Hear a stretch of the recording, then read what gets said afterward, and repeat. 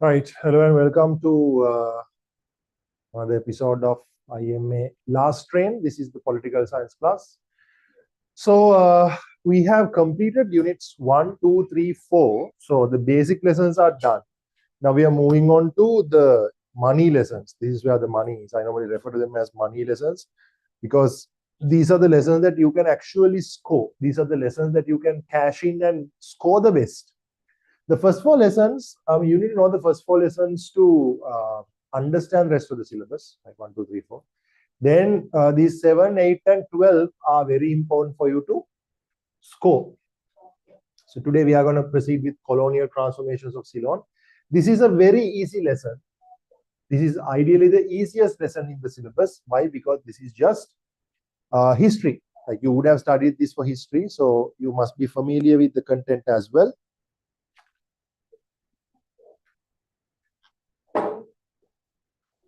So, colonial transformation. We're going to learn about what happened in our country when the colonizers were running the administration. So, as a country, we are not, the note says, as a country, there's no strategy to foreign invasions because we used to receive a lot of invasions from like South India or Kerala and all of those Cholas, and everyone used to invade our countries. Like we weren't unfamiliar. But after the 16th century, what's unique is that we started to receive invasions from European nations. So first the Portuguese arrived here in 1505, and then the Dutch arrived here in 1638, and then the British first arrived here in 1798. Now, out of these, the most significant one is the British rule because the British managed to conquer the entire country. So in 1796, 1796, typo, 1796. So in 1796, the British rulers established their rule in the lower country areas. Start from here, the early colonial period. So 1796, they established their rule in lower country. And initially, the rule was done by the British East Indian Trade Company, 1796 to 1798 for 2 years. But then there was a dual control with the British Crown and East Indian Trade Company, both running the governance for 4 years, 1798 to 1802. But after 1802, the British Crown completely took over. So 1796 to 1815, the Kandyan Kingdom, we still had a local king, and the British only had power in the lower country. But in 1815, with political turmoil going through in the Kandyan Kingdom, they managed to capture the country on the 2nd of March 1815 under the Kandyan Treaty, which you guys are already familiar with that, as you, I believe, right? And there was the Uva Vellasa Carol and all of that. So during this time, the British colonial rulers were running the lower country only, right? British colonizers were running the lower country area only. And mostly the governance was done according to the situation, right? Governance was done pretty much according to the situation because there was not much of a significant organized way of running governance during that time. So that was the initial period of colonial rule. Because in 1815, they captured upcountry. So they had a separate administration going in the Kandyan Kingdom. There was a separate administration going on in the lower country. And that was the system they had for a long time. But that was changed in 1833 with them introducing the Colebrook-Cameron reforms.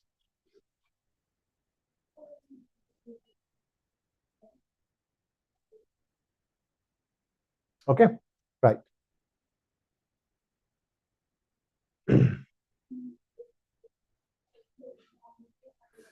So after 1796, they were running the lower country. And then in 1815, the British rulers captured upcountry and they had a dual system going on. So by 1829, the Colebrook Commission arrived here and they suggested certain reforms to change how things were done in our country. So from 1833 onwards, these reforms are put into effect, which is why we refer to it as Colebrook-Cameron Reforms 1833. Why do we mean that? Because the British rule we had in the early period was, as you can see, it was inefficient in financial management, and the administration of the judiciary, it was handled by the same institution, the governor and the friends, and people were not eligible, ineligible people, they were recruited for governmental positions and all of that. So the British colonial rulers weren't very happy about how things were going around with the British rule. So they wanted to do something about it, which is why they introduced Colebrook Commission reforms to bring things to place, to put things in order. So I have given you 15 different reforms suggested by the British colonial rulers. Now you don't need to study all 15. It's not necessary for you to study all 15. Some of them are important. So we'll walk through all of these and we'll discuss the most important ones.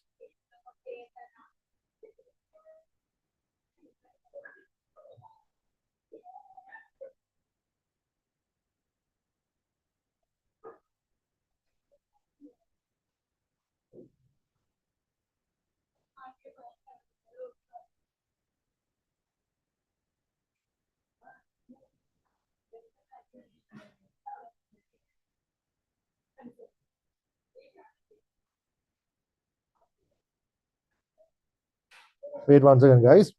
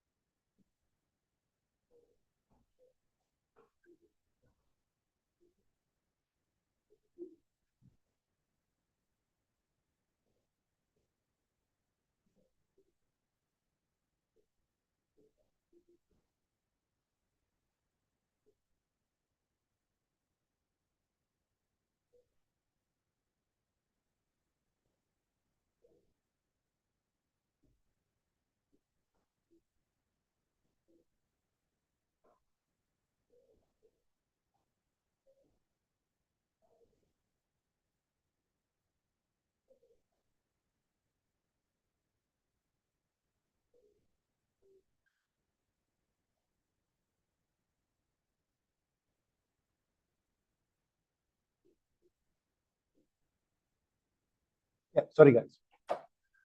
Okay, so when it comes to the reforms introduced by the Colebrook Commission, because step by step, we can see that they were trying to turn our country into an organized country. It was very important that they would turn this into an organized country with like proper ways of administration, because it was very much of a very unorganized, just doing things according to the time kind of a colony our country was.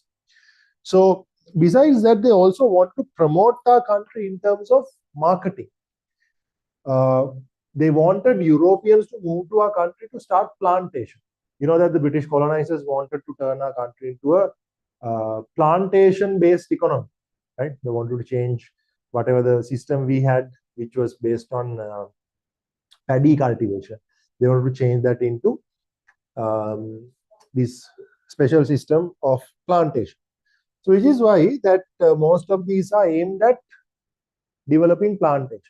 So they can potentially ask questions, several questions about the political outcomes, economic outcomes, or social outcomes of Holbrook Cameron reforms. So the first thing you can write here is that restricting the unreasonable powers of the governor is the first option. Restricting the unreasonable powers of the governor is the first option. So we'll walk through one by one. So this is a political reform, because the governor was unusually powerful, because you can see that governor had the power to arrest anyone without a warrant or even deport anyone without a trial. That power was removed. Then the governor, being judicially immune under the Sri Lankan law, governor was basically fully above the Sri Lankan law. Then the governor's power to get involved with the judiciary as a judge was also removed, because governor initially had the power to walk into a court and sit down and work as a judge, which meant that the governor was technically being a king. He was being treated as a king. And the Colebrook Commission said that they don't want a country like this, they want democracy, whereas the governor should come under the law of Sri Lanka. There has to be rule of law in Sri Lanka. And the governor should not have the power to arrest anyone, whatever. So these unreasonable powers of the governor was removed, because the Europeans would not feel comfortable moving to a country where that the governor could do any of these things. You wouldn't want to move to a country where governor can arrest you without a warrant, governor can deport you without a trial, governor is not, he doesn't come under the law of Ceylon, or governor's powers are submerged with the judiciary, that the governor can act as a judge. So that sounds like a dictatorship, and you don't want to be in a country where that it is a dictatorship. Okay. So these unreasonable powers were removed. Secondly, this is the most important one. They introduced a legislative council. Now, you need to understand here is what's going on.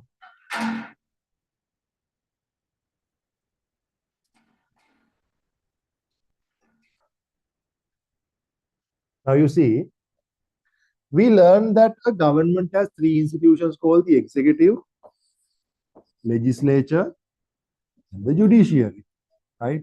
So the legislature is the parliament.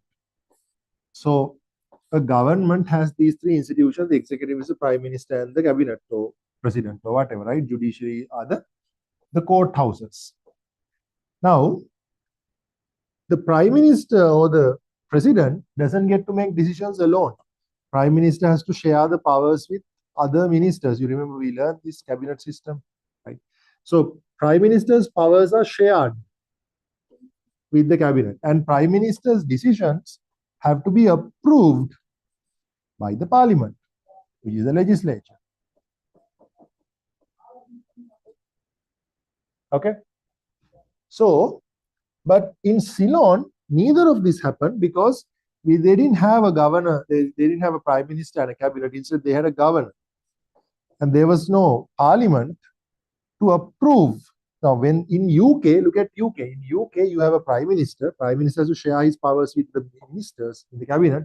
And prime minister decisions have to be approved by the parliament. Otherwise, if the parliament disagrees, prime minister is fired, right? If the annual budget is lost. So, but in our country, there is a governor, and the governor can make whatever the decision the governor wants. Governor's powers aren't shared with cabinet ministers. Governor doesn't have to get decisions approved by the legislature. So this sounds like a dictatorship. This is a real dictatorship. So you don't want a dictatorship in our country. So there's in a proper democracy, this is not how it works, because your powers have to be shared. Your powers have to be shared with some people. You can't be the only person in the executive. And then, secondly, your decisions have to be approved by the parliament. The legislature has to approve your decisions. You need a legislature.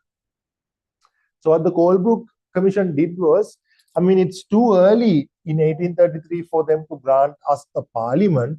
So they established a legislative council in our country, like a buddy parliament. And it was too early for them to give us like a cabinet, prime minister and a cabinet. So instead, they added a few more people and call it an executive council. And you have the legislative council. So to prevent the governor from making decisions alone and acting as a dictator, they introduced a system where governor has to sit with a few of his friends and function as an executive council. And then in order to prevent the governor from making decisions on his own without anyone approving, instead of parliament, they gave us a legislative council where governor's decisions have to be approved. Understand? So this is the legislative council. This can be identified as the most important suggestion because this legislative council has established 15 members. Now, I'm certain that you studied this. You have studied this for level history, right? That's here. Wait 1 second, guys. Give me 1 minute. I'll be back.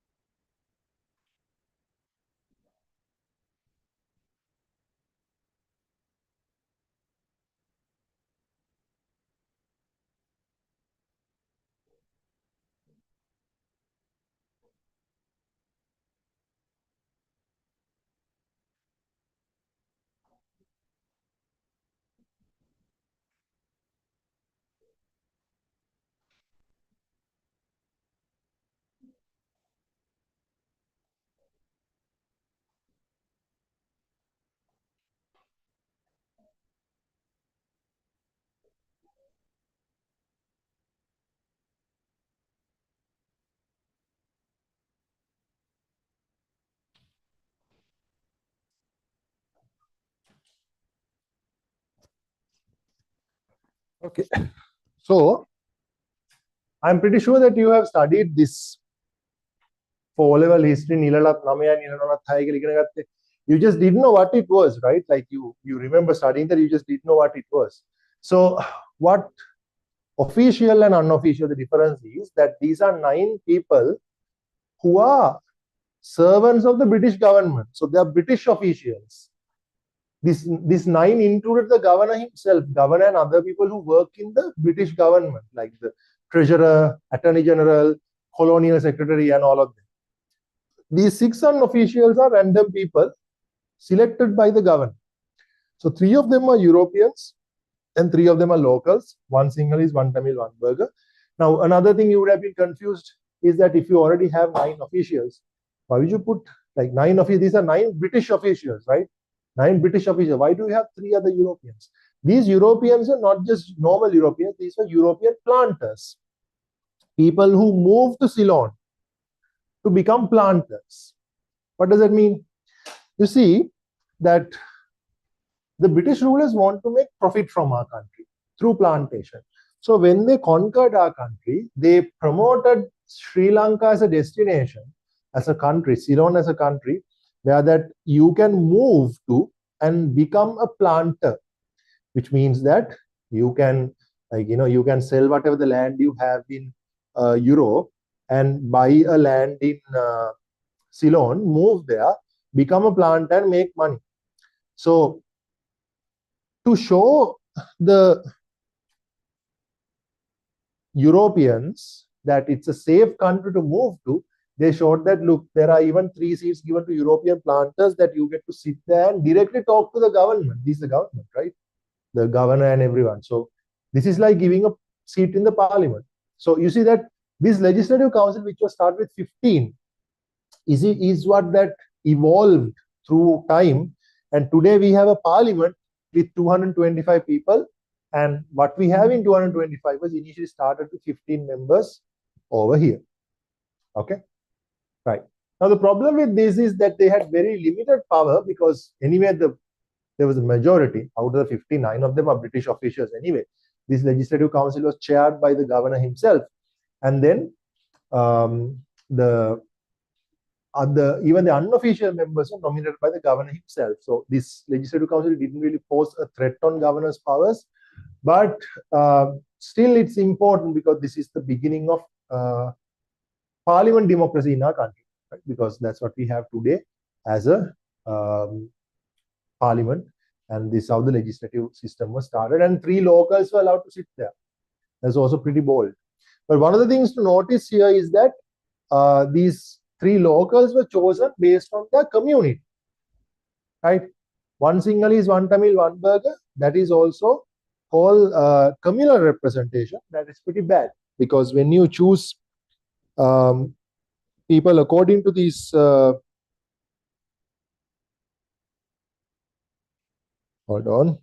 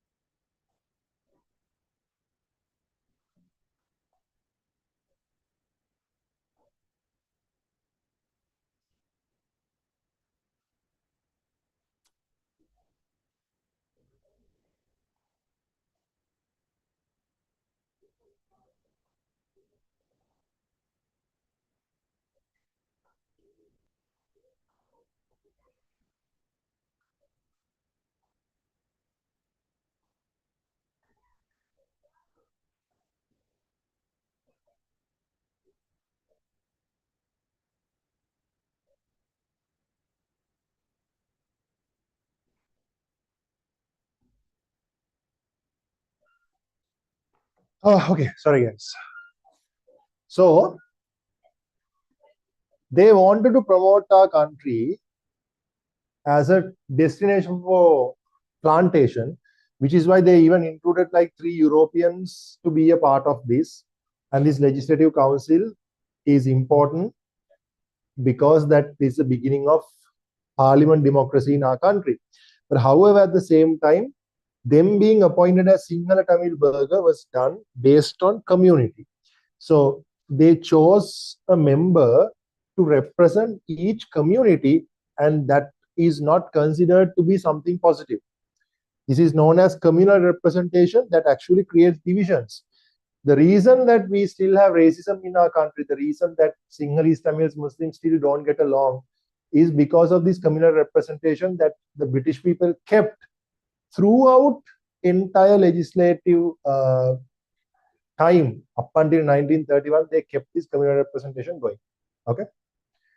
Right. Then they also established an executive council. The executive council's intention is to create something like a cabinet.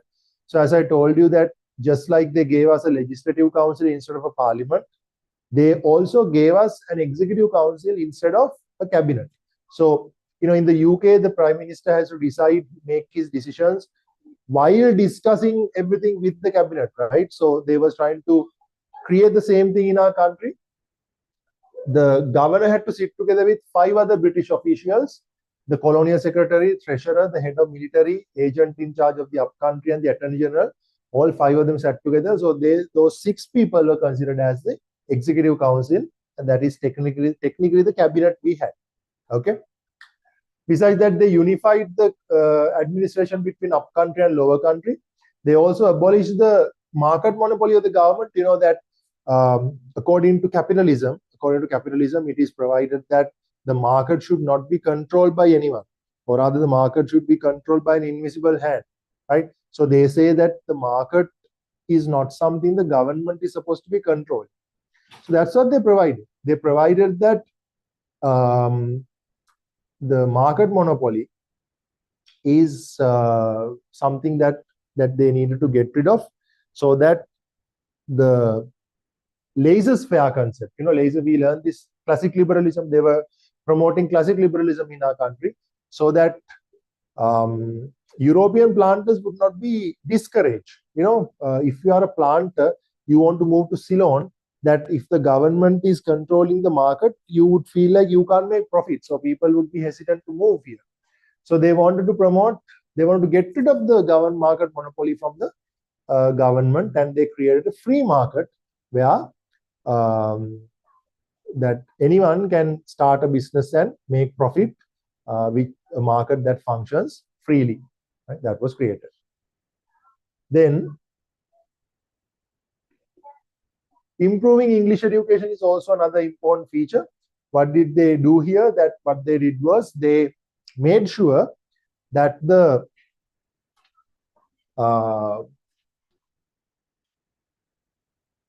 schools which were there for the European children to go, they opened those schools for local kids also to take part in. And what was the intention behind that? Because at this time in our country, whenever they wanted to, start a new governmental department, whenever they wanted to start a new governmental section, the permanent executive, the permanent executive, the public servants, government workers had to be brought down from UK itself, and that was a very expensive task. Doctors, engineers, lawyers, other government servants, all had to be brought down from the UK. So they suggested that, Coldbrook Commission suggested that, why don't you open English education to locals? Let the local children go to these schools, sit together with the British children, European children, and learn English. So when they know English, you can recruit them as government servants. Okay. Now, the main idea behind this is making sure that the locals would be eligible to be recruited for government jobs. But in reality, they had a hidden agenda behind that. They want to create a social class in our country who would actually favor the British, right? Like creating a social class in Sri Lanka who would actually favor the British, creating a middle class between the locals and the British. So they created an educated middle class of locals, that they were local people, but they spoke English. They are known as the elite class of Sri Lanka, or the educated middle class of Sri Lanka. Okay. And that was created. Even up to date, we still have this thing, which is why when you speak English, that you are considered to be important in Sri Lanka, right? Or you get more social power when you speak in English, because this English education system that they created in 1833 is still in power. Okay. Also abolishing the permanent duty system and creating a solitary administrative system. These are, of course, you can go through these. So this is the last train class. I'm going to move quickly.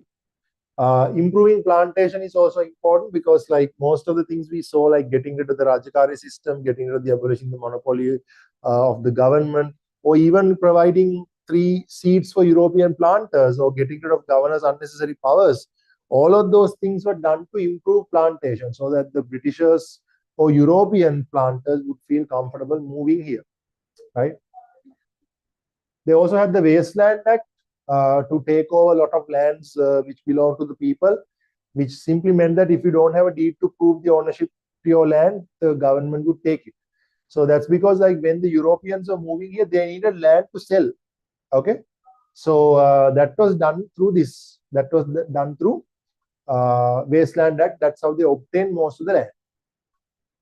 And they transformed the self-sufficient economy into a dependent economy. What does this mean? Self-sufficient means that we were a country that we used to produce whatever we wanted by ourselves, right? So self-sufficient economy means having an economy where you produce for consumption. The agriculture of the country would be producing food that is for consumption, right? You cultivate food, you consume food. Cultivate, consume. Now, that's how our country was. We used to produce whatever we wanted as a country. We were self-sufficient.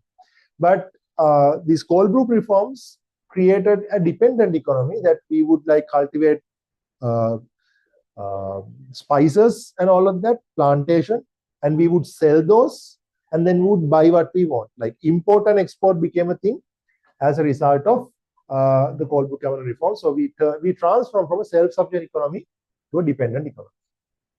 Right. Are we clear up to that point? Please ask if you have any doubts. I'll give you a minute to process.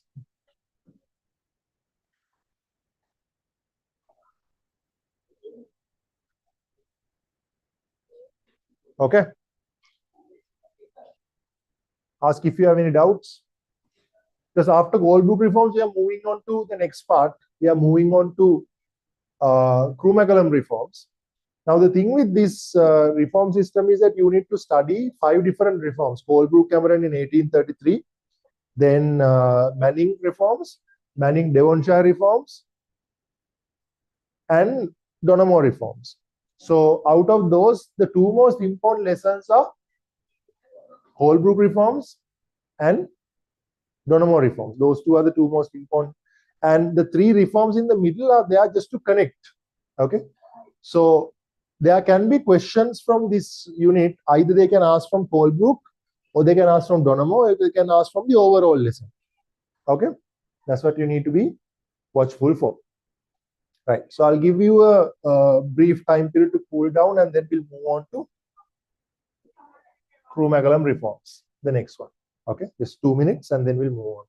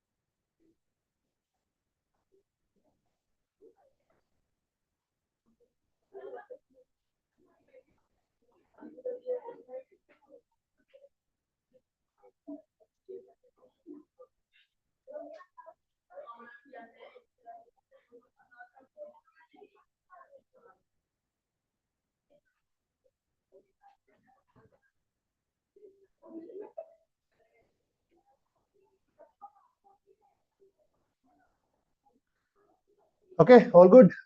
Right. So moving on. Now you remember I told you about that educated middle class. I told you about a group who learned English through these European schools. There were people who learned English and became a middle class between the Britishers and the locals. So these people happened to be the driving force in the Sri Lankan national movement. Now you see, if we go back to the Colebrook Legislative Council, you can see that this Legislative Council is not that strong. Why? Because that you have about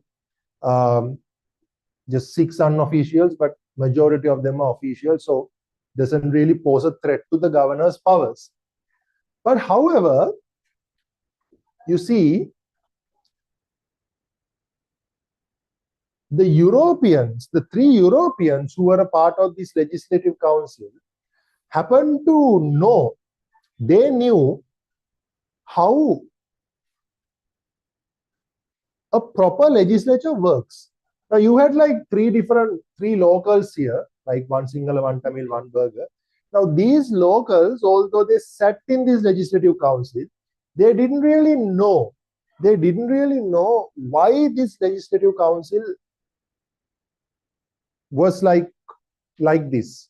So they were not aware that this Legislative Council could be better. They didn't know how a proper parliament works. So because of that, since this Legislative Council did not serve the proper purpose, these 3 Europeans who came from Europe, they have seen proper parliaments. These Europeans knew how proper parliaments work. So these Europeans started to protest. These Europeans started to protest, seeking a better parliament.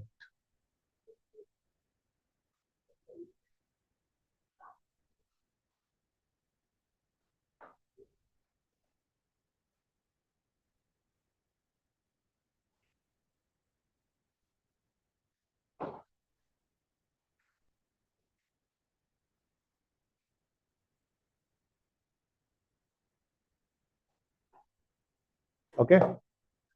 So these European planters started to protest, asking for a better Legislative Council, saying this Legislative Council is not good enough. The locals didn't protest because locals didn't know what a Legislative Council is. So, however, the next generation of the children who went to these British schools, they went to European countries for higher studies. And when they visited the European countries, they started to notice, they observed how parliaments in other countries, how well equipped they are. So once they returned to Ceylon, they joined these Europeans in protests seeking a better parliament for our country. However, as the locals showed up in bigger and bigger numbers, Europeans sort of like dropped out, and these protests were taken over by the local protesters. Locals as in not the normal locals, not the normal Ceylonese. We are talking about the educated middle class Ceylonese, the English educated locals. They were the ones who protested, seeking a parliament with more powers for them, not a parliament where like the unofficial, the minority, where they have no control. So as a result of their protests, by 1910, they gave us a new reform. After a long time, right? Nearly 77 years, they kept that Legislative Council. So they introduced Crewe-Macallum reforms. Now, as I told you, Crewe-Macallum reforms, and then came Manning, Devonshire. These reforms didn't change much. Country didn't go through that much of a change during this time. Okay. What are the changes? First of all, the number of members in the Legislative Council was increased. So you can see there's 21 members, 11 officials and 10 non-officials. They introduced limited franchise to Ceylon for the first time. So voting was introduced for the first time. Voting is what you call franchise. Franchise is the term we use to voting power. Okay. Now, when you say voting power, voting power, franchise refers to voting power. However, limited franchise refers to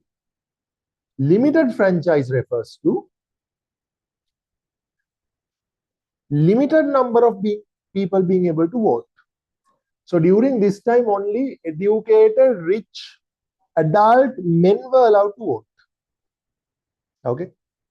So like about 2% of the country was allowed to vote. That's a limited franchise. The other way around of limited franchise is universal franchise, which was given in Donamo reforms in 1931, which allowed all the adults to vote. But here only educated, rich, adult men were allowed to vote. So then also they elected an educated Ceylonese to the Legislative Council. And then they continue with communal representation. As you can see that the unofficials were divided as lower country Sinhalese, up country Sinhalese, Tamil, Muslim, European, Burgher, educated Ceylonese. So this wasn't that great in terms of racism. So first of all, the number was increased to 21, but they still, you can see they maintain a majority of official members. Out of the 21, 11 of them are officials and 10 non-officials. So they maintain the official majority. However, there were 6 nominated, but they still chose 4 of them elected through voting. So governor still decided 2 lower country Sinhalese, 1 up country Sinhalese, 1 Tamil and 1 Muslim to go to the Legislative Council. The remaining 4 people were chosen through a vote, and voting was done by educated, rich adult men, which was like 2 to 4% of the population. So if you are to vote, there are 4 conditions. Your income, annual income has to be above 600 rupees, and you have to possess immovable property worth at least more than 1,500 rupees. Now, if you're wondering, these are very small numbers. Of course, it was 100 years ago, right? Those days, 1,500 rupees means like 1.5 million now. And education-wise, they should be literate in English, which means they should be able to speak, write, and read English, and they should have passed the senior college examination. And you have to be a male above the age of 21. So if you complete all of those criteria, that you can vote. Okay, that's why you call it limited franchise. And they chose 4 members using limited franchise. Out of them, one of them was an educated Ceylonese. So Ponnambalam Ramanathan was the first person elected as an educated Ceylonese. And they continued with limited franchise. And besides that, nothing much important happened under these Crewe-Macallum reforms. So following that, in 1920, Manning reforms were introduced. So there's a bit of a context here that you know that in 1915 there was an incident in Gampola where there was the conflict between the Sinhala members and the Tamil members. Sorry, Sinhalese and Muslims. There was an ethnic-based conflict going on in Gampola during that time. So the British governor Robert Chalmers used extreme measures, imprisoned a lot of local leaders, even executed one of the local leaders called Henry Pedris. So the educated middle class or the local elite class, they believed that they had to go through a situation like that because they didn't have enough powers. So they decided to push the Britishers more, seeking a better legislature with more powers. So they established something called the Ceylon Reforms League in 1917, which eventually became the Ceylon National Congress in 1990. And they requested for a better political reform. But during this time, there was the First World War going around. So temporarily, the 1920 Manning reforms were introduced. Again, you can see nothing much happened. They expanded the number of the legislature. And for the first time, you can see that unofficials became the majority. 14 officials, British officials. Alongside, there were 23 unofficials. For the first time, unofficials became the majority. And you can see, even when it comes to elected members, all of them are elected through limited franchise, by the way. Only educated rich men can vote. But from that, they still chose some members communally like that. Like you can see, 2 Europeans, 1 Burgher, 1 lower country Sinhalese and all of that. But they still chose 11 members regionally, through regional representation. 3 from Western Province and 1 from other 8 provinces, 1 from each other provinces, right? So that's the right way of electing a member. If you are to elect a member, right, the election should be done according to regional representation. You go to the parliament to represent the region, not to represent the community. So they introduced regional representation, correct way of representation, but they still kept communal representation going. Okay, right. As I told you, this was technically this was temporary. So in 1924, they gave another one called Manning Devonshire reforms. Now, if you Google this, or if you ask ChatGPT, it will refer to this as first Manning reforms and second Manning reforms. But in our syllabus, it says Manning reforms and Manning Devonshire reforms. Got it? Okay. So, what are the main features in this? It also expanded the number of members to a long shot, like it expanded all the way to 49. And out of the 49, only 12 of them officials. There was a whopping 37 non-officials in the Legislative Council. 37 non-officials. Now, the problem here in the previous one, you can see in the Manning reforms in 1920, or the first Manning reforms rather, 23 unofficial, 14 are official. That means that there's a majority of officials. There's a majority of unofficials. You say that for the first time, the unofficial became unofficial, outnumbered the British officials. But in reality, out of these 23 unofficials, 7 of them are nominated, right? Nominated. They are named. It's not that they go through a voting process to be elected. Rather, like somebody tells them, you get to go, they get nominated. These 7 are nominated by the British governor. So they are favorable towards the governor. They are governor's friends. So with 7 nominated members and 14 officials, governor still had 21 members in his favor. Only the 16 elected members were not in his favor. So governor still had a majority that favored him. But that was taken away for the first time in the 24 Manning reforms. Manning Devonshire reforms. Why? Because you can see this is 37 unofficials. There are 37 unofficials in the Legislative Council. 8 of them are nominated. So even if you put that 8 nominated members and the 12 officials together, you'd still get 20 members who would favor the governor, which means you still have 29 elected members who are not controlled by the government. But again, you can see they still kept the communal representation from the side. 3 Europeans, 2 Burger, and 1 Tamil. They chose 23 from the regional representation, which was nice. That's how it's supposed to be. But they still kept the regional representation also going, which was pretty bad in terms of racism in our country. But the problem here is that the power and responsibility were disconnected. What does that mean? You see, in this system, under this system, 29 of elected members, they are elected, they are directly coming to the legislature. So they are not necessarily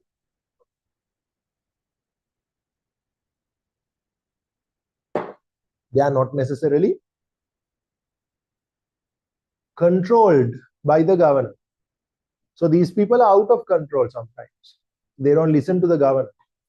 So governor is responsible for whatever that happens in Ceylon to British Queen, because if something goes wrong in Ceylon, the Queen will be asking the governor. But who actually has the authority? Who has the authority are the majority members who are not controlled by the governor. So governor is responsible, but the power is with the locals here, local 29 elected majority. So therefore, we refer to this reform as something that disconnected power and responsibility. So therefore, this reform is considered as one of the weakest that was introduced to our country. So much so, not only the locals, this time even the British governor himself requested if a new reform can be introduced. Hence came the 1931 Donovan reforms, which is significantly different from the previous ones, and it majorly changed our country in terms of politics. And this laid the platform for locals to gain independence later on, few years later. Okay, right. So this is the most important part in the syllabus. We'll move into this in 2 minutes. Till then, you go through Crewe, McCallum, Manning, Devonshire, and clarify if you have any doubts.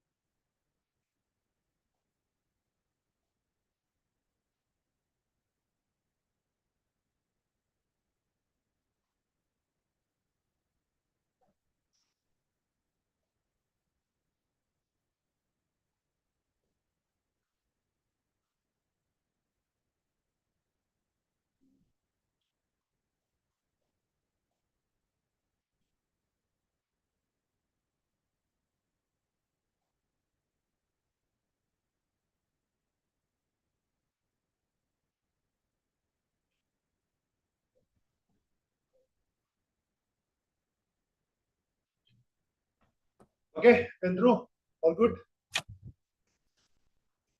Right. So the most important part in this unit is Colebrook Cameron reforms and then Donomo reforms. Like the middle ones are just there to connect the two. So Donomo reforms, this was introduced in 1931, and the reasons, first of all, 1924 Devonshire reforms was pretty bad. Then Indian freedom fight was quite intense, so they were worried that Ceylonese would also take influence from that. There was a Labour Party government in Britain. These are not that important for the exam, just the context. British people were quite impressed with the Ceylonese because we were very helpful during the World War. And they were planning on decolonizing and letting go of the colonies. They were planning on giving us dominion status. So dominion status is like semi-independence. That means like not giving full independence, but half independence. So when you give independence to a country, you actually start off by giving them semi-independence, half independence. That's what you normally do. So that way, to introduce dominion status, that is to introduce half independent dominion status, they want to lay the platform. They want to make sure that the local citizens and politicians both are capable of handling an independent country. You see, giving independence is not an easy job, right? Because it's not like, you can run a country for 150 years, 1.5 centuries, you run a country, and then all of a sudden you're like, okay, you know what? From tomorrow onwards, you guys are on your own. It doesn't work that way. So you need to make sure when you're giving independence, the politicians and the citizens of that country both are ready to handle an independent country. Because say that when you are colonized, the country is handled by the colonizers, right? You have politicians, you have local politicians, and you have local citizens. None of them do anything. They handle everything. So to make sure citizens and politicians both are capable of handling and independent. So Donomo reforms mainly focused on fixing those two, making sure politicians are ready. Number two, citizens are ready. So first of all, how do you make sure citizens are ready? What is the duty? What is the main duty of citizens in a democratic country, independent democratic country? Voting, right? People should be able to vote. On the other hand, politicians, it's also important for politicians because politicians should know how to run the executive and how to run the legislature of the country. Now see that all this time, Colebrook, Krumakalam, Manning, Devonshire, everything, they had been giving more seats in the legislature. So they knew how to run the legislature. Locals knew how to run the legislature. Locals just didn't know how to run the executive. That was the part that they did not know. They weren't aware how to run executive matters because you remember in Colebrook reform, they established a legislative council and executive council both. But out of those three, out of both, the thing is that legislative council is where they kept giving more and more seats to the locals. In the legislative council, they kept giving more and more seats to locals. Remember, 15 became 21, 21 became 37, 37 became 48, right? So, or 49 and all of that. But the thing is that executive council that was established in 1833 didn't go through much change. Executive means the cabinet. So our people knew how to run a parliament. Our people just didn't know how to run an executive, right? Which was a concern at that time. So they wanted to make sure that local people would know how to run an executive. That's one. Number two, it was also important that citizens, people would know how to run their duty. What is their duty? Voting. People should know how to vote as well. And that is something people are not aware of. Why? Because all this time, voting was done through limited franchise. Only rich and educated men voted. So these two were the two major concerns that they were trying to address through Donomo reforms, making sure people would know how to run, how to vote in elections,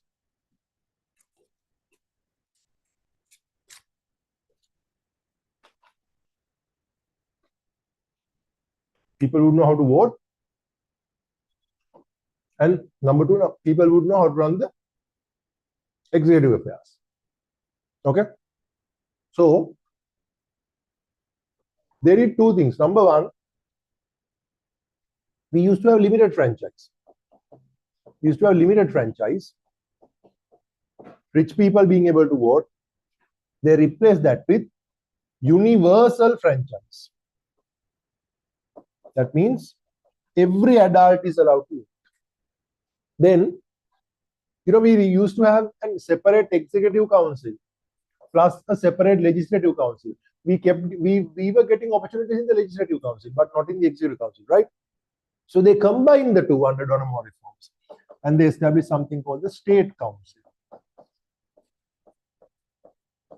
So we didn't have a legislative council after Donomo. It was replaced with the state council. State council was a combination of executive council and legislative council both together. That was done so the politicians in our country, local leaders, would learn how to run the executive matters and legislative matters both. And they upgraded limited franchise to universal franchise, so local people would know how to vote. So if local people know how to vote and local political leaders know how to run the executive and the legislature, this country is good enough to be independent.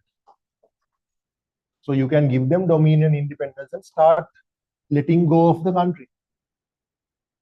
That's a rationale behind that. Is that clear?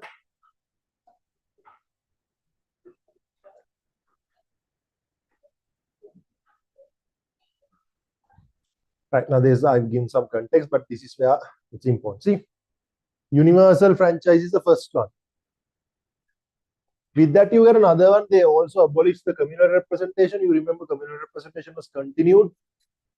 It was there to divide the people.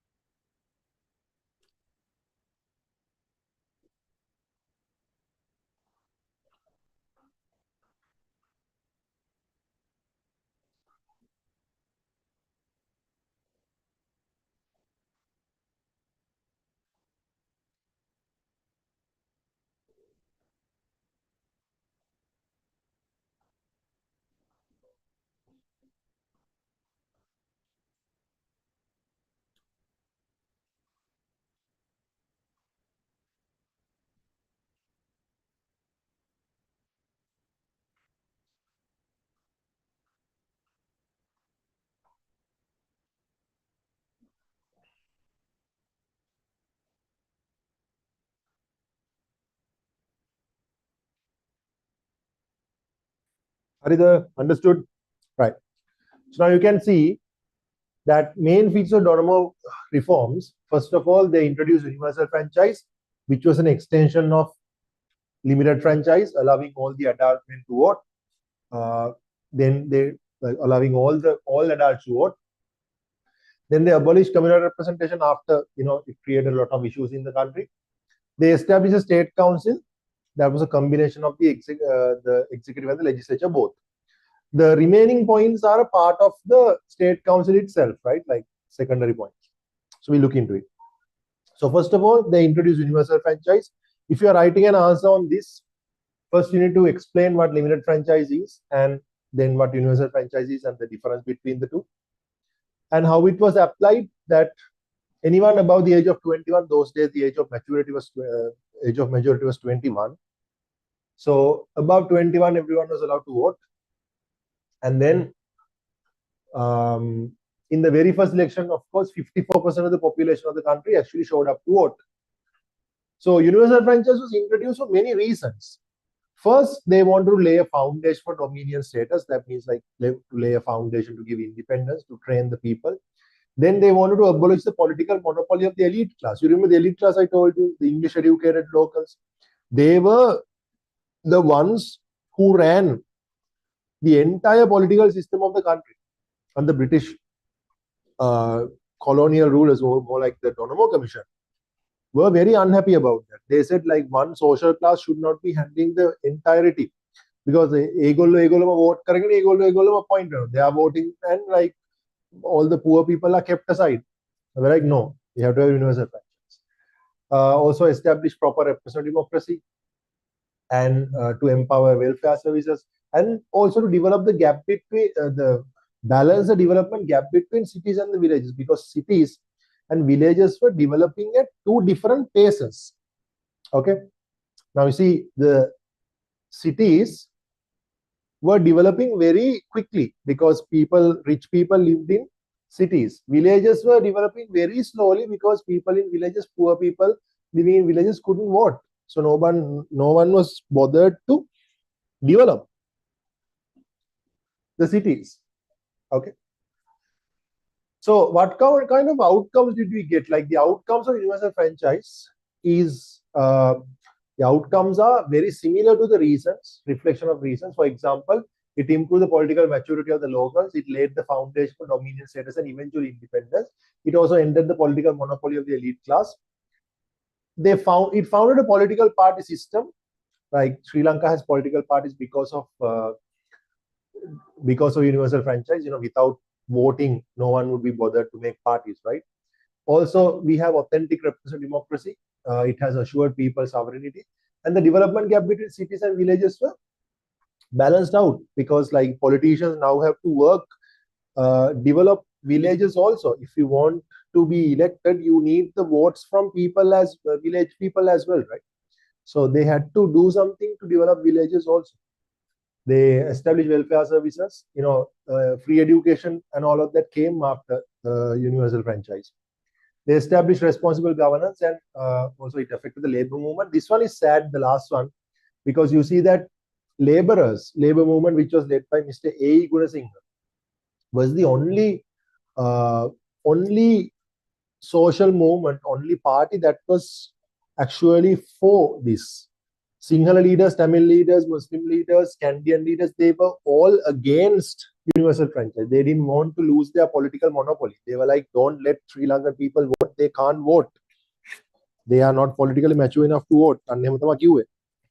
But it was the Labour Party's leader, Mr. A. Gunasinghe. He was the only one who was in favor of this. Right? Who was in favor of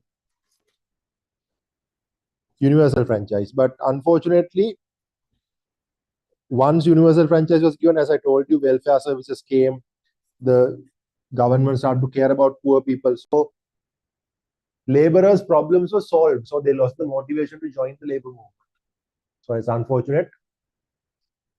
And also abolishing the communal representation. As you know that we had communal representation all the way from 1833 up until like 1931.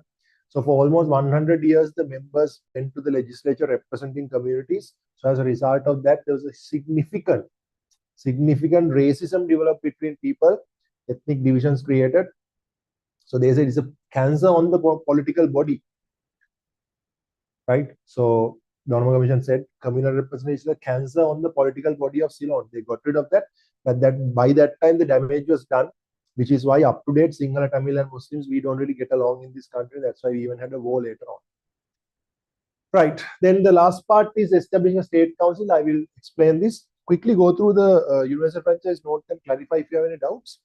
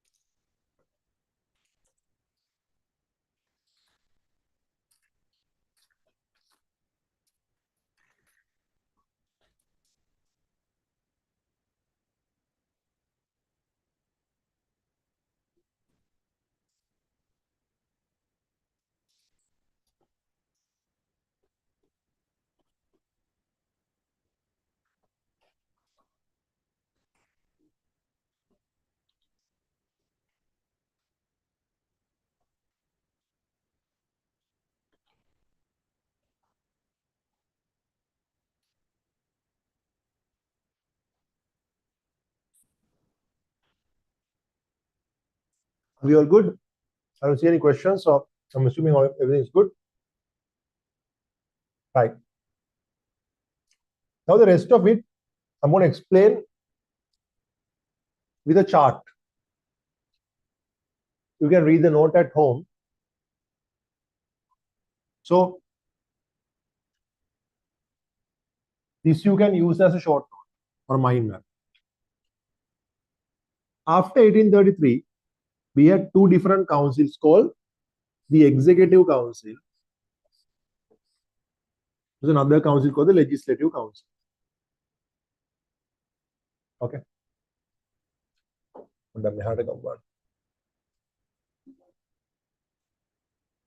Okay. So there was a separate council called the Legislative Council and an Executive Council. In Donamo reforms, these two were combined together and they established a new council called the State Council. State Council. Rajya Mantrana Sabha. So this council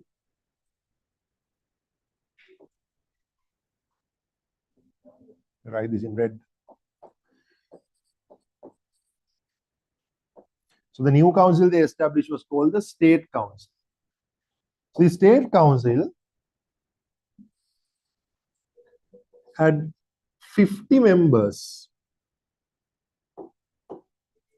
So altogether, State Council had 61 members.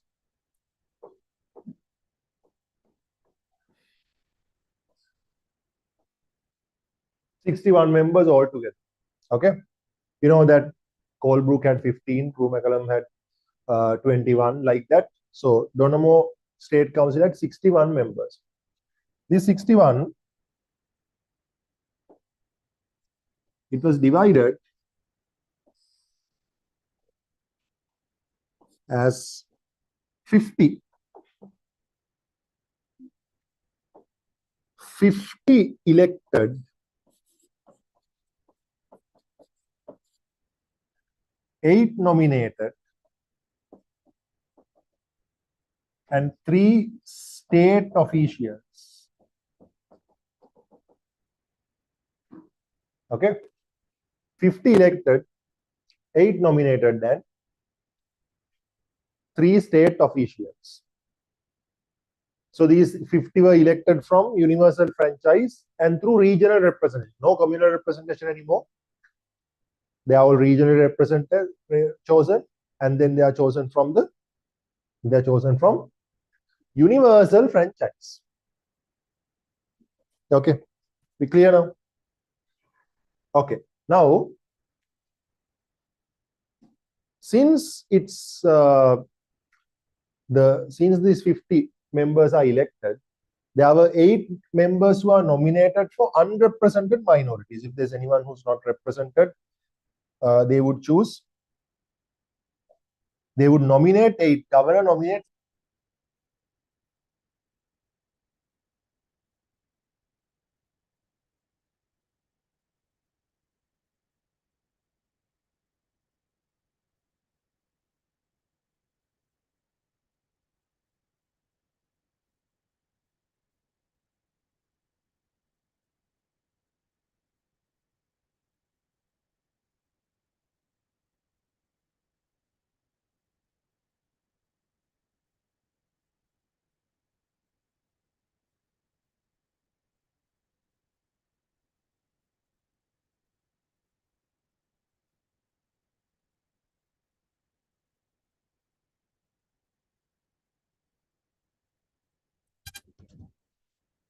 You can hear me now. Okay. What are the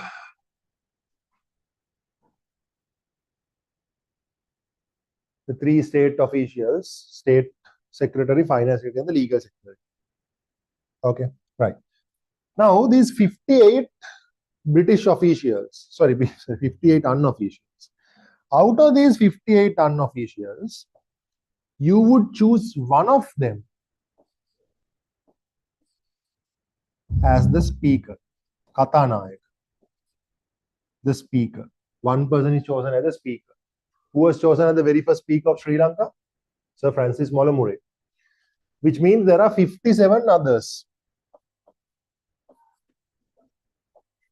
One of them is the speaker, right? One of them is Kathanayaka, which means there are 57 others. Now, this is where it gets interesting. I told you that State Council is a combination of legislature and executive both, right? So, they would have 2 meetings per week. On Monday,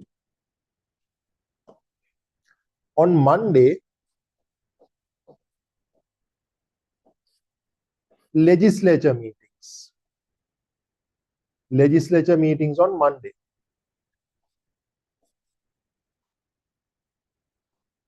On Mondays, they would have legislative meetings. These 57 members would sit in a parliament just like a normal parliament with 57 members. And this one person who's a speaker would, wear that wig and sit on the main chair, and like they would function as a typical parliament. On Wednesday,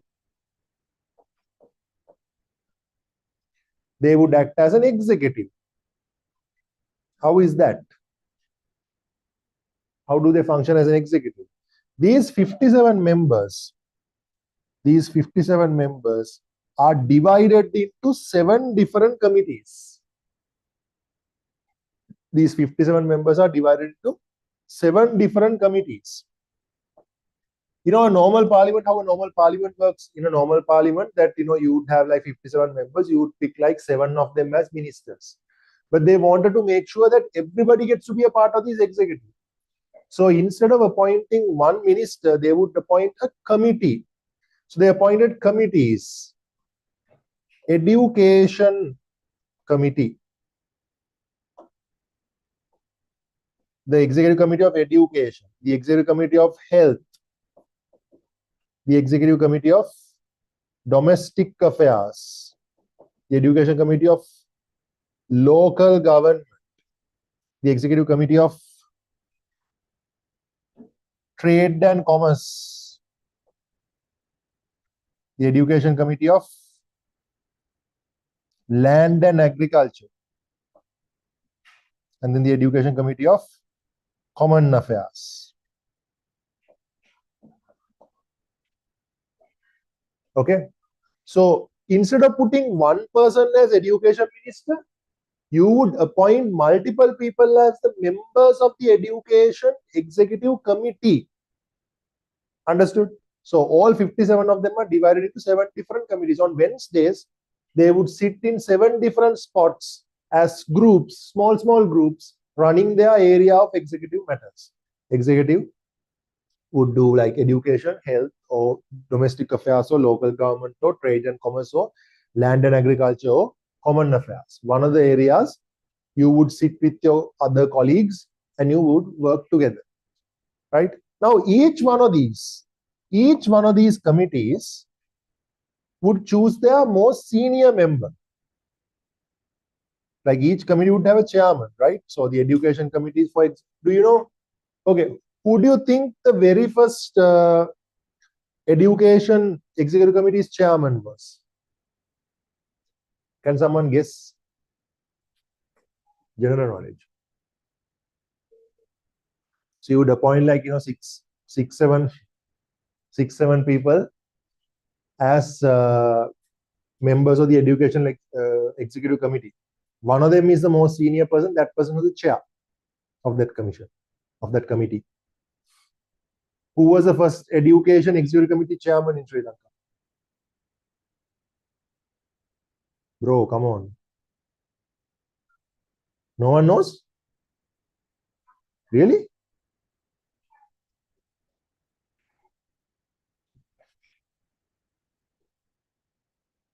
You guys really don't know.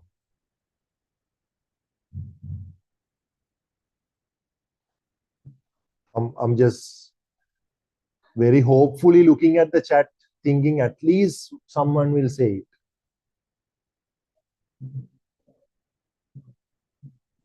See, W.W. Kannangara. See, W.W. Kannangara was the first education executive committee chairman in Sri Lanka. Okay. The very first chairman in land and agriculture was P.S. Senanayak. Very first local government chairman was S.W.R.D. Bandaranayak. Right?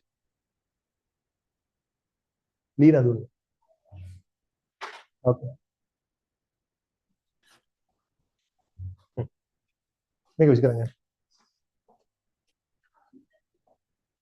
No, she just gave it. Is it? I don't know.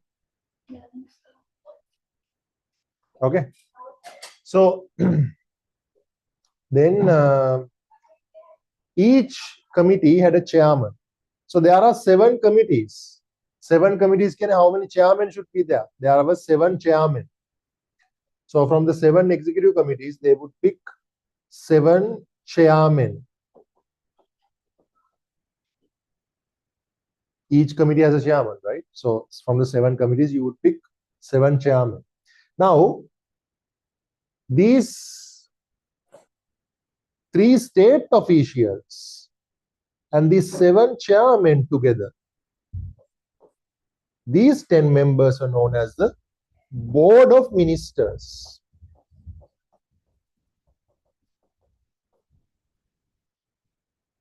Board of Ministers. Each committee has a chairman, which means there are 7 chairmen.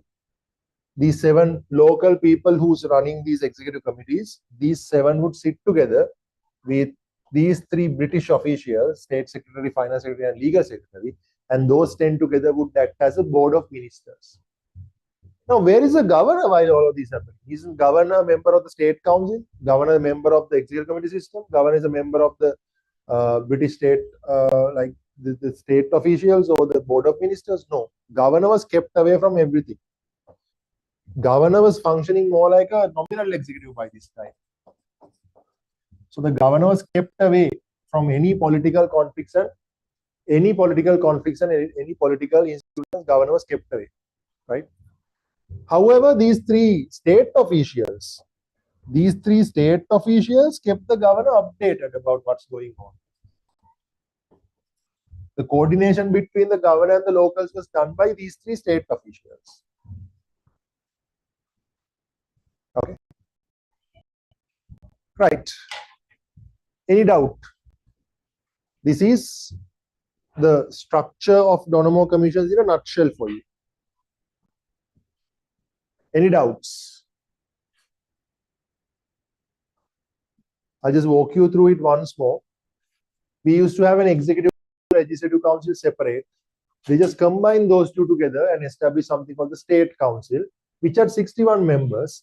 Out of them, 50 of them were elected through universal franchise and regional representation. 8 were nominated by the governor for anyone who's unrepresented. And there were 3 state officials called State Officer, State Secretary, Finance Secretary, and the Legal Secretary.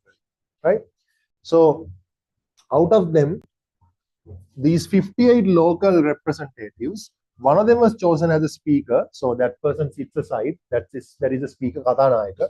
Remaining 57 members would function as the executive and the legislature. Okay. So on Mondays, these 57 people would sit together with this speaker and function as a normal legislature, normal parliament. On Wednesday, these 57 people would be divided into 7 different groups where they are handling different parts of executive responsibilities. So each one of these groups are known as an executive committee. So you had education executive committee, health executive committee, domestic affairs executive committee, local government executive committee, trade and commerce executive committee, land and agriculture executive committee, and the common affairs executive committee. So each committee's most senior member was chosen. Oh, not like that, not like that.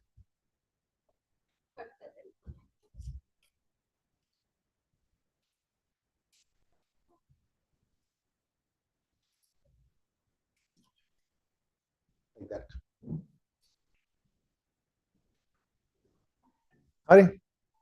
So each of these committees, they would pick their most senior member and appoint that person as the chairman of the committee, right? Which means that 7 committees have 7 chairmen. Those 7 chairmen would sit together with these 3 state officials, and they will be known as the Board of Ministers, the 10 Board of Ministers, 10-member Board of Ministers, right? This Board of Ministers gave us 7 out of 10 powers. 7 out of 10 powers, because out of the 10 ministers, 7 of them are locals. But the 3 most important ministries were with these 3, right?